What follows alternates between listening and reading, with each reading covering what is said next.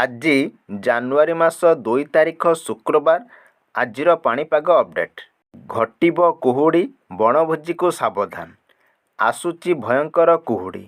ନୂଆବର୍ଷରେ ଆକାଶକୁ ଘୋଟିଯିବ ବହଳ କୁହୁଡ଼ି। ସକାଳୁ ଓ ରାତିରେ ଦୃଶ୍ୟମାନ ଦୂରତା କମିପାରେ।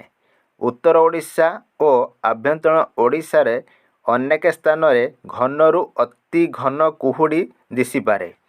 ପାଣିପାଗ ବିଭାଗ ଏଭଳି ସତର୍କ କରାଇଛି। ଜାନୁଆରୀ 6 ଯାଏଁ ଓଡ଼ିଶାରେ କିଛି ସ୍ଥାନରେ ଘନରୁ ଅତି ଘନ କୁହୁଡ଼ି ନେଇ ପୂର୍ବାନୁମାନ କରିଛି ଭାରତୀୟ ପାଣିପାଗ ବିଭାଗ (IMD).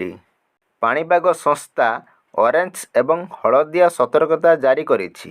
ଜଗତସିଂହପୁର, ପୁରୀ, କେନ୍ଦ୍ରାପଡ଼ା, ଅନୁଗୁଳ, ଢେଙ୍କାନାଳ, ସୋନପୁର, ବୌଦ୍ଧ, ନୟାଗଡ଼, ଯାଜପୁର, କଟକ ଏବଂ ଖୋର୍ଦ୍ଧା ଜିଲ୍ଲାରେ ବିଭିନ୍ନ ସ୍ଥାନରେ ଜାନୁଆରୀ 2 ସକାଳ ପର୍ଯ୍ୟନ୍ତ ଘନ କୁହୁଡ଼ି ହୋଇପାରେ।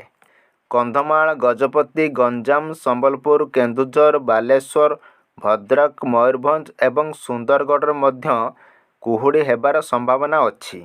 ଝାରସୁଗୁଡ଼ା, ଦେବଗଡ଼, କଳାହାଣ୍ଡି ଜିଲ୍ଲାରେ କେତେକ ସ୍ଥାନରେ ମଧ୍ୟ ଘନ କୁହୁଡ଼ି ହୋଇପାରେ।